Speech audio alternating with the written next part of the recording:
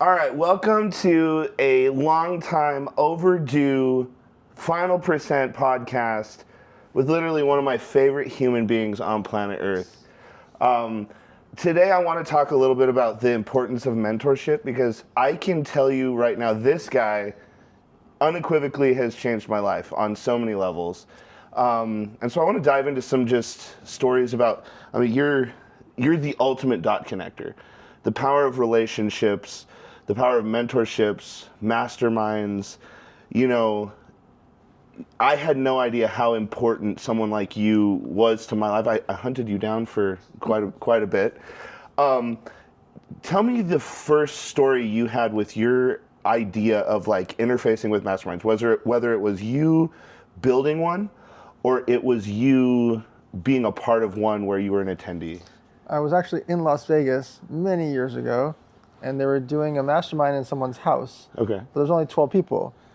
And I got there, and I didn't know it was only 12 people. And they're like, oh, we want you to speak at this event. And I had just started my agency like a couple years prior, so it must be like, let's call it 2014-ish, somewhere around there.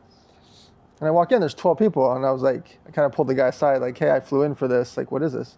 He's like, oh, no, that guy does 85 million, that guy does 400 million. I'm like, that guy's like 23 years old. What are you talking about?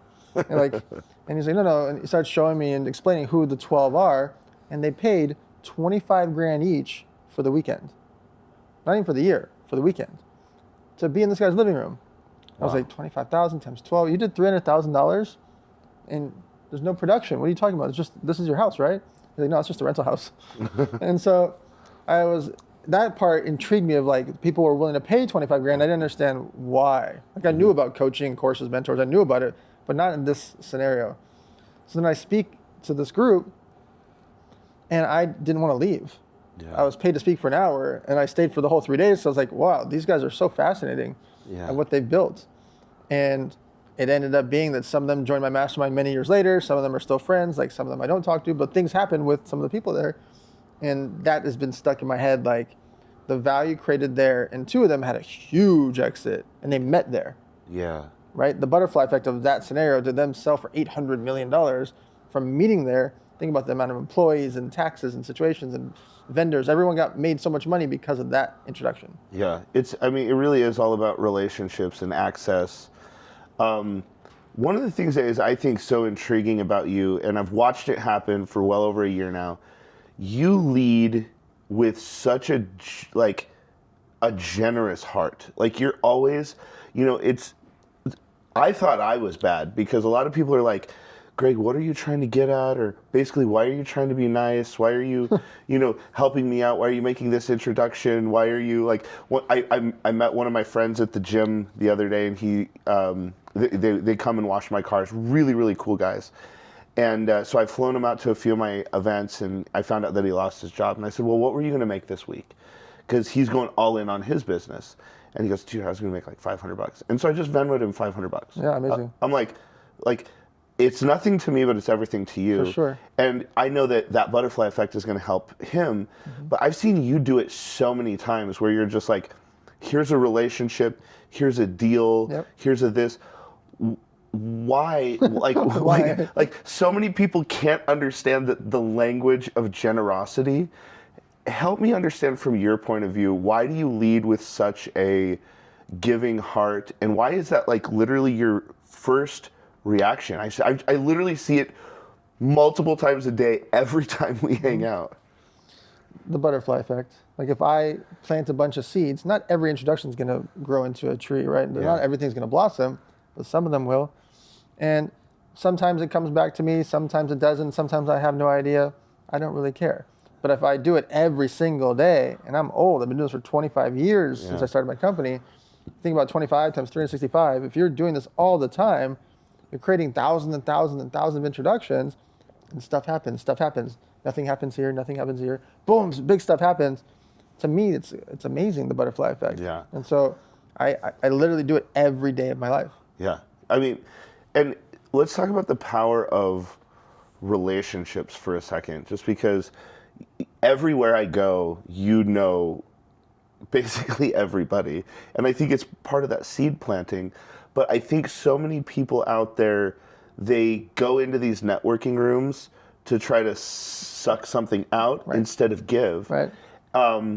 Just help people understand like the power of relationships and just the importance of how would Dan build a real relationship? What's your approach to it? There's a couple quotes that are in my mind. People say, it's not about who you know, it's who knows you back. Yeah. Right? I can collect 10 phone numbers, but how many of them are going to text me back? Yeah. How many of them are going to react if I say, hey, come to the Bellagio at 8 p.m. or come to this event, fly to Denver, Colorado? Like, who's going to go do that? You have to build rapport before that happens. You don't just get someone's business card and then a week later, like, hey, fly to Denver, or hey, come meet me here. Hell, kid, like, it doesn't happen like that. Yeah. I'm not saying it's impossible, but it's going to be a very awkward relationship if it does. And so I lead with value. I lead with introductions. I teach things. I send them funny memes. I talk to them about things that are going on in my world. I try to help whatever's going on in their world or for their kids or their employees or their staff or their company. Like, I am planting seeds with them, and I may never, ever do anything with. I have so many friends that ask me, when are we going to do a deal together? And I say never. Yeah. But there's plenty of people that if something pops up one day, let's do that. Yeah. Right? Like I knew Garrett White for years, and then it clicked about Man in the Arena, right? Yeah. There's sometimes it just happens at some point later on down the road. And so I just lead with introductions. I lead with fun. I lead with like, what can I do for them? And I'm not doing it so that later, like, I'm going to ask for something. I just know that if I keep doing that over and over and over, and I'm sending memes to make them laugh, telling them about stuff going on in their city, telling them stuff about in their industry, helping them with something that's going on in their world. I see them post something. Hey, I'm looking for a director of marketing. Oh, this person. Hey, I need someone for Facebook ads. Oh, talk to this person. Like, it takes me seconds, but it literally could change those people's lives. Yeah, and I think the other thing is how do you, because obviously if you've been doing it for 25 years and you're planting seeds, you've dealt with your fair share of disappointments. Of course. I had a really interesting conversation with one of my new business partners and someone who's helped me like kind of manage my world, Rebecca, last night. Is we get into these like really philosophical conversations, and like we were saying like one of my favorite questions to ask people is like, what scares you? What's your dominant thought? Different things like that. And I was explaining to her, I said, okay, you started off on one of our cruises, which we go on like pretty bougie cruises. And then like we went to the Ty Lopez thing, and then we went to Operation Black Site, and then we're getting our pictures taken. Right. And so like we've had like a string of just awesome event, awesome event, awesome event, awesome event. And I was like, the thing that is really interesting to me is I want to find out who you become when we have the bad trip. Sure. Well, one of the other trips was, again, another guy that you introduced me to, Chris Crone. Like, I speak at his mastermind, and he gives me a $250,000 Jeep, and we drive it home. Like, these are, like, for her to have these be like her first, like, I don't know, 6 or 7 experiences in this world, it's like, sooner or later we have the crap, like everything. Stuck at the airport for 9 hours. Bags are missing for 2 days. Yeah. Yeah, or the deal goes south, or someone's mad, or there's all this drama. What do you, this next, iteration of entrepreneurs, the people who are kicking the tires on personal growth, coaching, building a life, when those, like, they get on such a high, when the bad trip happens or the bad deal happens or the drama happens, how do you deal with it? What would be your advice to them? Stay calm in the chaos. Yeah. Every single day of building a company, you're going to have problems. And if you're scaling, things break. Yeah. You need more employees, you need more inventory, you need more money, you need more loans, you need more debt, you need more inventory again, you need more. Everything breaks when you're scaling. You go from 0 to 1 million, super hard. 1 million to 4 million, oh my God, things break. 4 million to 20 million, that's not even the same people that you started with. Yeah. You need new executives, new staff, new paid media agency, new 3PL warehouse, everything changes. Yeah. And then you go from 20 million to 100 million, forget all those people, sorry. Yeah.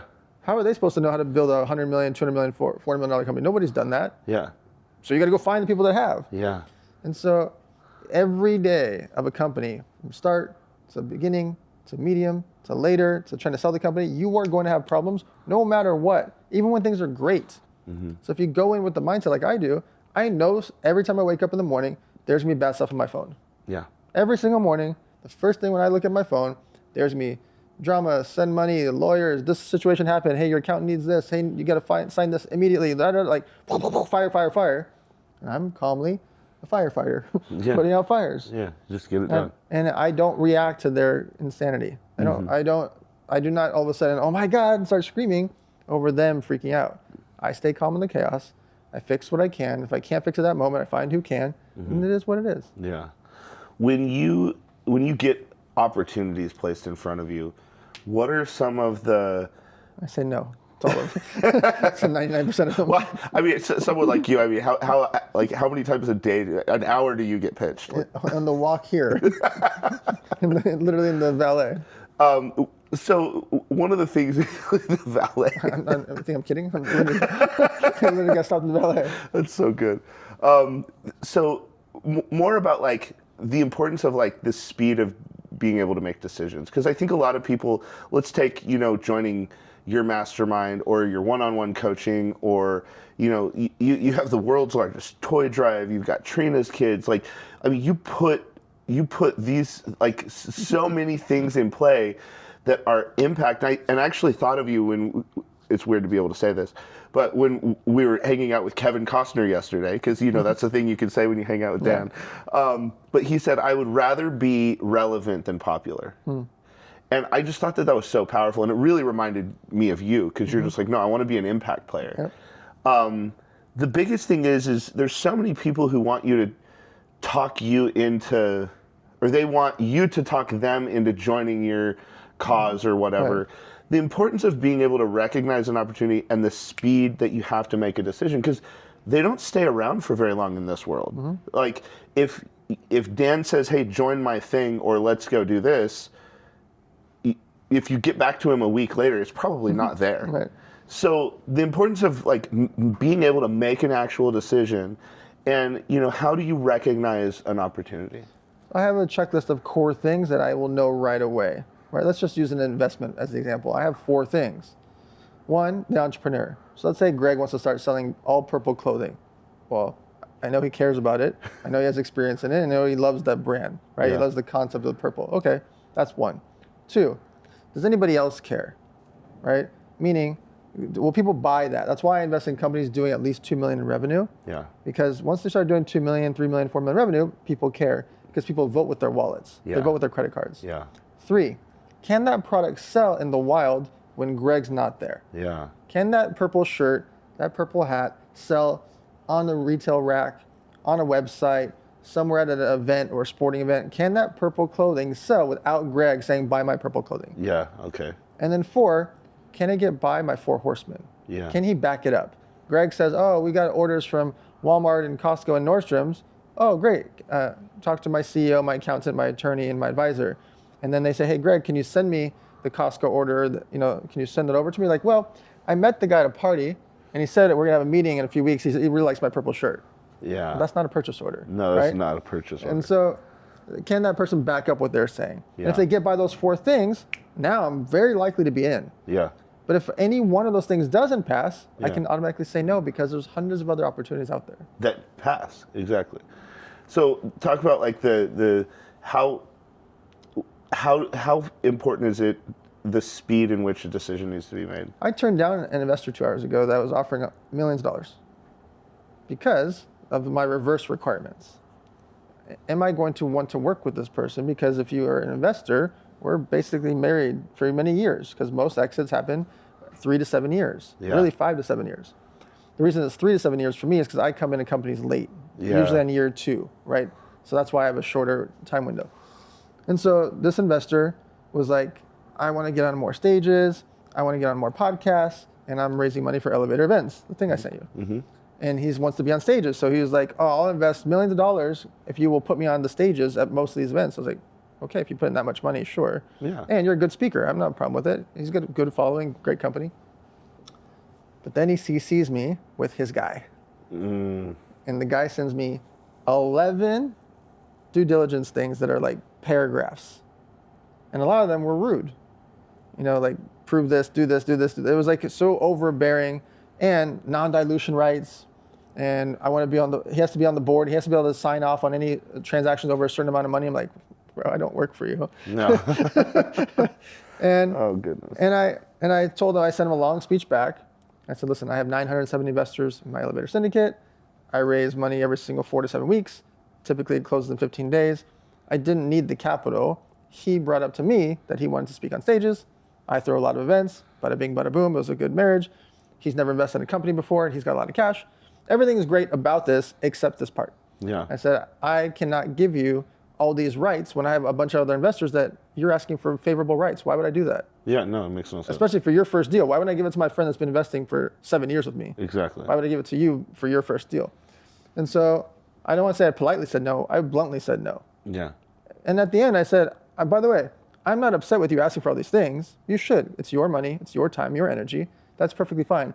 It's just not for me. It doesn't fit this situation. Yeah. He wrote back 7 seconds later. Huge page. No. And he didn't CC his guy. The guy's gone. But I still turned it down. Because the guy will still be there. Oh yeah, the guy.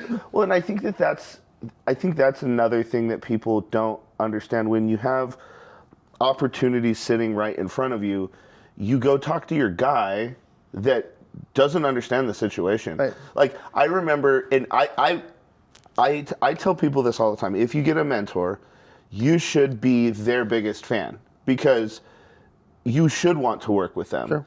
And so that's why, like, it's so funny to me because I'll make a post about you, at least once a month, sometimes once a week, because I appreciate who you've been in my life.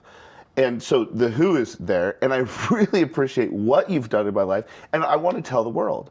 The problem is people don't want to share, so like they'll gatekeeping. Yeah. They'll hire someone like you, and they'll start the process, and then they want to go be their own god, if you will. And they're like, I did that. I'm like, no. Like Dan really, he literally helps me every day, and I want everyone to know the power and the importance of mentorship. If I'm not for them, like I literally want them to go talk to you. But it's so funny when we were first talking about doing one-on-one stuff, and I was so excited to send you money. My guys were like, you want to send money for what? To who? What do you get? And I'm like, just wire the money. Like what if we didn't have this conversation? I think people's guys mess up so many great. Oh, for sure. Like it's because I know, because I've watched you move. I've seen the way you do business. I've seen so many success stories. And the great thing is now that we have a couple years of tenure, like you're even better behind the scenes. Those are my favorite people because a lot of people, I say this all the time, they put their best foot forward, sure, and then they get shittier and shittier and shittier and shittier. And I meet Dan, and he just got better and better and better and better. And so I naturally want to tell the world. But the funny thing is if I would have listened to my guys. We wouldn't be sitting here. We wouldn't be sitting here, and quite frankly, Kevin Costner. I wouldn't have been hanging out with. I wouldn't have met a lot of people. But that's the thing is, like, I knew it down into my core, and so I had to be able to turn those external factors off to be like, I know that this is my people, and I'm going to go work with him. And that's the thing that I want people to recognize is like it really is the power of relationships, and like. It's just funny listening to Dan talk because sometimes like before we were on this, there's an event that's happening tomorrow. He's just like, do you want me to bring 4 people, 40 people, or 400 people? Like I can literally do all of them instantly, but I need you to get a little specific with me because, Dan can flex a little bit. And it's the power of relationships. And so one of the things that, I'd like people to just like kind of hear from you is if you're in a mastermind, what are some of the important things they can do to actually get the most value from and out of the mastermind? Forced interactions. Go up to every single person in that mastermind during that weekend and talk to them. You don't have to do deals with all of them. You don't have to become best friends with all of them. Some of them are not your people. Some of them are in completely different industries, different cultures, different age ranges. They could be 40 years older, 20 years younger, whatever. Talk to everyone. Because it's not just them, it might be someone they know. Yeah. And vice versa, you might be the someone that they know. Yeah. For someone else. And so often people go to a mastermind with 100 mastermind members, and they meet 4 of them. and they become best friends with 4 of them, and they're in the clique with 4 of them for the whole year long, and they become BFFs with those 4. Never talk to anybody and else. then they complain about certain parts of the mastermind, or that they're looking for something, or they tried to raise money and didn't happen. Well, you didn't talk to the other 96 people that are rich too, or that are movers and shakers that know people that could have helped you. Yeah. And so my number one thing is forced interactions. And by the way, some people are nervous, or they're shy, or they're introverts. I'm actually an introvert. However, in a room that you're shooting fish in a barrel, it's a mastermind because they literally paid to be at a networking event. Yeah. They want you to talk to them. Yeah. There is no wonder, like, there's nothing awkward. If you walk up and talk to someone that paid 10 grand, 25 grand, 50 grand, 100 grand to be in the room, they literally want to talk to you. Yeah. And so if you could remove the fear and the timing of like waiting around for the perfect moment and go talk to them. Yeah. And now you will know each other for that year. You will interact throughout the time when you guys are getting your Caesar salads together, and you'll talk to them and become friends and meet other people. But I think the biggest thing people miss out on is talk to every single person at an event that you know wants to be a better version of themselves. Yeah. And I've been a part of, so many of your dinners, and he, like, Dan doesn't care if you're in the middle of like the deepest conversation. He's just like, okay, everyone get up and sit next to someone that you were not sitting next to before, and someone that you don't know. And so the forced interaction, and honestly, I have had so many people from your mastermind join my mastermind. I've done deals with you, with so many people in there, and they wouldn't have happened unless that forced interaction was there. So I think, I say all the time, you're one conversation away from changing your whole life. You just got to be willing to have the conversation. Rebecca and I were actually, because she's transitioning into working more like directly with me. And so we're talking about SOPs, like what's her daily, because we're building those things. And I said, the biggest thing that we need to do is get Greg in a conversation. Once I'm in the conversation, it's game over. Sure. So wherever you're meeting someone, talking to someone, I just want to get into a conversation, because that is the biggest thing, is, are you willing to have the conversation? And so many people are doing, it's like they're in high school and they're doing the wallflower approach, and they're like, the girl's going to come ask me to dance. It's like, no, she's not. Like, go ask. You got it. You paid to be here, so you got to actually take the action. How do you think that this current generation is doing at not just the speed of action they're taking, but the amount of action they're taking? Well, the younger generation's interesting because they grew up with a cell phone in their hand. Mm-hmm. We didn't. No. We grew up and there was trees outside, and you had to get home before the lights went out. Before the sun went down. Like, and we would drink out of the sprinklers and whatever. That's why our immune system's so good. Exactly. Fun fact: I've never been to a hospital. I'm 43 years old. I've never been sick. Really? Knock on wood. Never. Wow. More hose water. But them growing up with a cell phone in their hand changes their social dynamics, their awkwardness, but also, wow, they are wicked smart. They are so fast. They are building companies from nothing. They're making money from clipping for this company, or TikToking and social media, or e-com. Like, you're seeing more 21 million, like actual 21-year-old millionaires than ever before. And I know 15-year-olds that are making 30 grand a month doing stuff online, which we wish we would have had a cell phone as a kid. I didn't 100%. I had a pager. Right? And so I think it's an interesting dynamic of, like, they have access to information in real time. Yeah. If I wanted to take a test, I had to study for the test. Now, with ChatGPT and AI, we grew up, they said, you're not going to carry a calculator in your pocket. And then there's a cell phone. Now there's ChatGPT. I literally don't know why you have to go to school outside of, like, social networking. Yeah.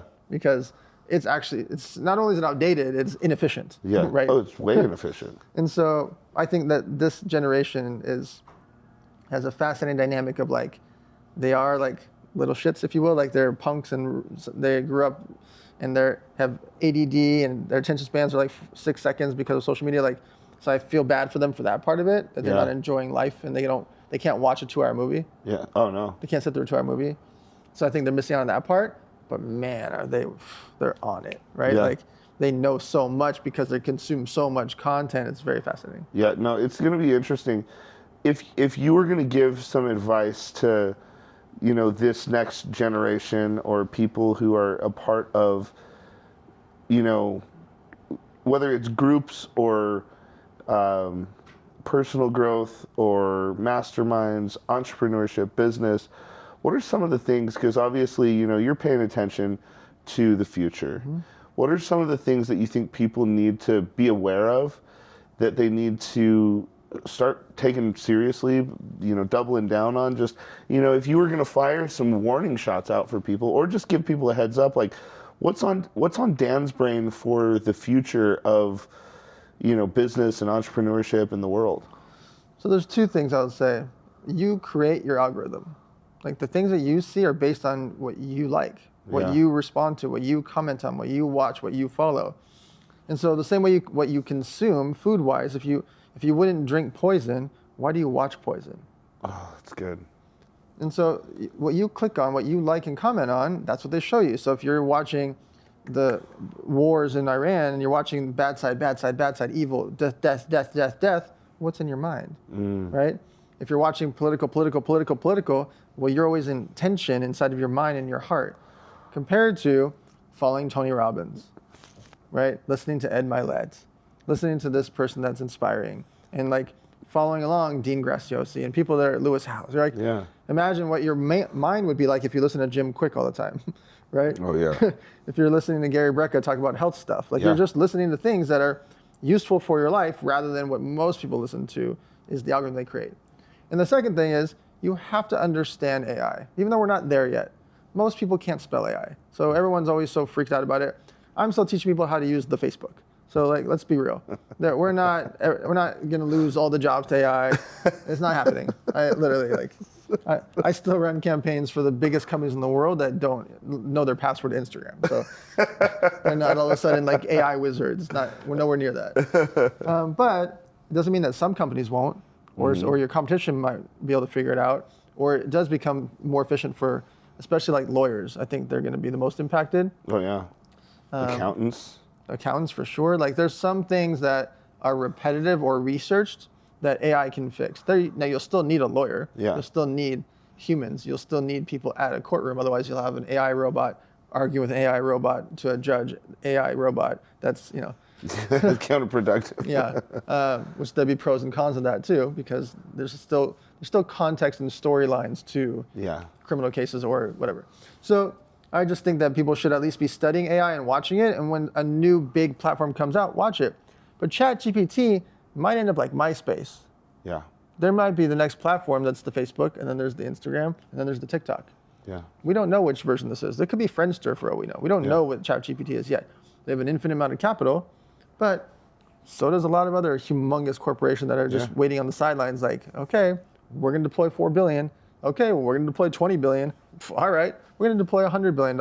Yeah. We don't know. Yeah. I mean, look at Elon. He created Grok, and it's so, G-R-O-K, it's so fast. Yeah. And it's so intelligent, and it's anyways, so understanding AI is what I would say. Yeah, really paying attention to that. I think we're definitely in the wild, wild west on a lot of things. I really think that, the soundbite worthy thing in there is you create your algorithm, I think is so much more important for me. And I actually got a much more efficient experience online when I made the rule, and a lot of people know I'm eccentric with threes, so I made a rule, I'm not allowed to follow more than 333 people. And I went from getting on Instagram and doom scrolling to where I got on Instagram and then I was done scrolling in like 5 minutes, because I only follow 300 people and like 50 of them posted. So I was like done so fast. And it was people that I actually wanted to hear what they sounded, they were talking about. And I recently went through a health transformation, and we talked so much about what you eat is what you look like. Well, what you listen to and what you see is who you are. That's who you're becoming. Absolutely. And so you've got to pay attention to the people that you listen to, the friends that you have around. You got to pay attention to, like, are you constantly, looking at the cat videos? You know what I mean? That's like, they're funny, but it's not making you better. It's not helping you. So I think you create your own algorithm, I think is so powerful. If you had one thought to just give everyone, whether it's events, whether it's AI related, whether it's come to your next event, whatever it is, like what's Dan's dominant thought that he would like to just say, hey guys, pay attention to this? just get started. You have so much access to create whatever you want. You have an idea for something, you can make it now for free or cheap. Yeah. All the mobile apps, all the platforms, all the websites are so free and cheap now. You can make it famous really quickly. You can get all the social media for free. You can build your website for so fast. You can get video editors for $10. Like, you can create a whole brand company before we get to the valet. We could create an entire brand for purpleshirts.com. Yeah. Literally, purpleshirts.com could be done before we get to the valet. Sick website, trademarked, 7 social media platforms set up at purpleshirts.com, like with 15 posts on each platform.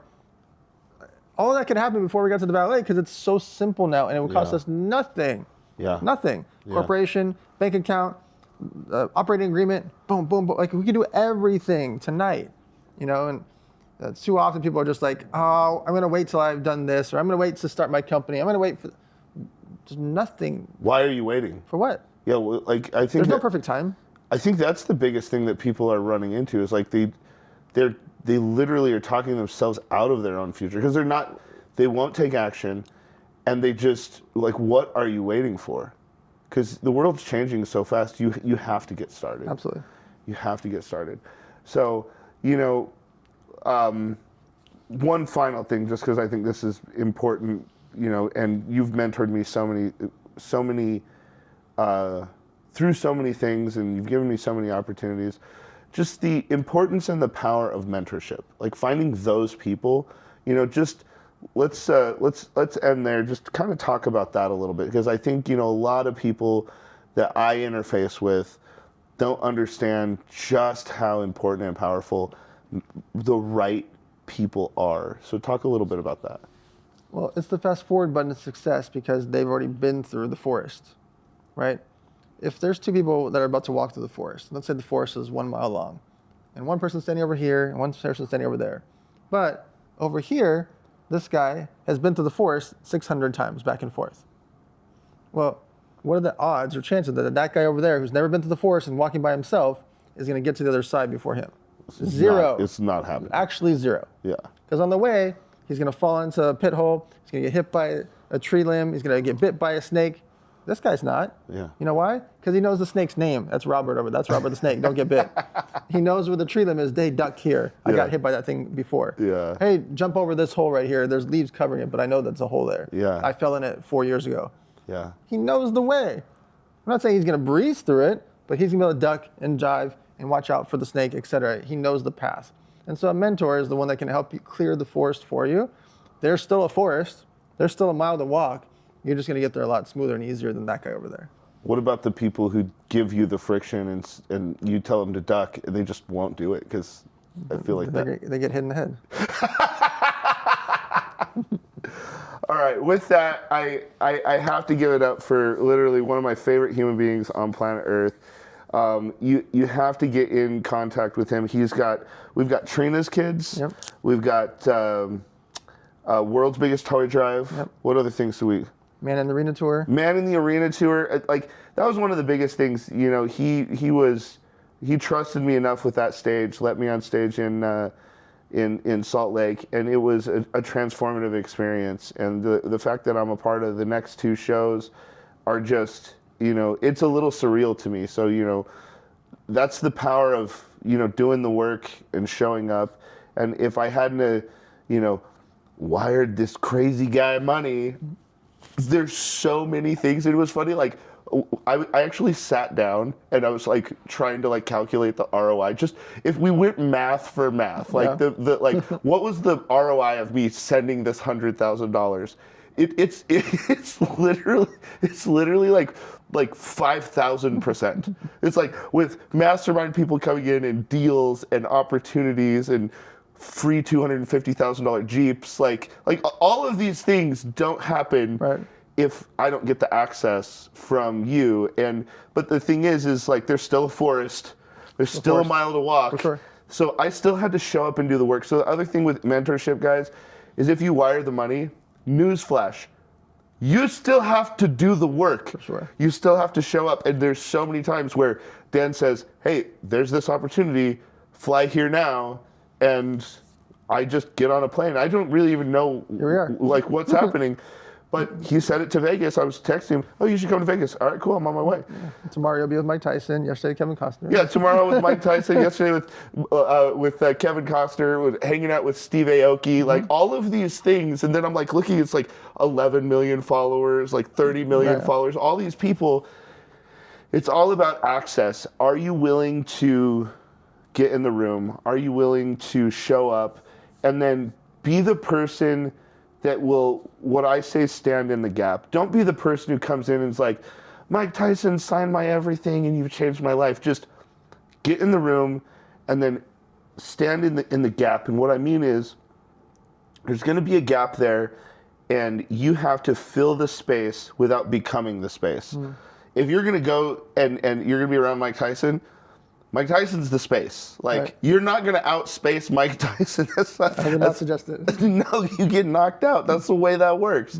And the other thing is, always push power towards power. When you find powerful people like Dan, my job is to make him more powerful, because he is a powerful person that helps other people become more powerful. So if I can say, hey, help him do an even, like, he already has the world's largest toy drive, let's make it even bigger. Let's make it harder for someone to take that mantle. Let's push power towards power. And because I've always shown up and I've supported, he's pushed power towards power. So he's made my company more powerful, more credible. He's put me in the rooms. He's given me opportunities. And so take your mentorship like as seriously as you possibly can. Do not give friction to your mentors. That is the biggest thing that I can give all of you. And then understand that when you send the money, there's still a forest, there's still a hole. Robert the Snake is still there. And you've got to do the work. So anyway, thank you so much. I really appreciate you, brother.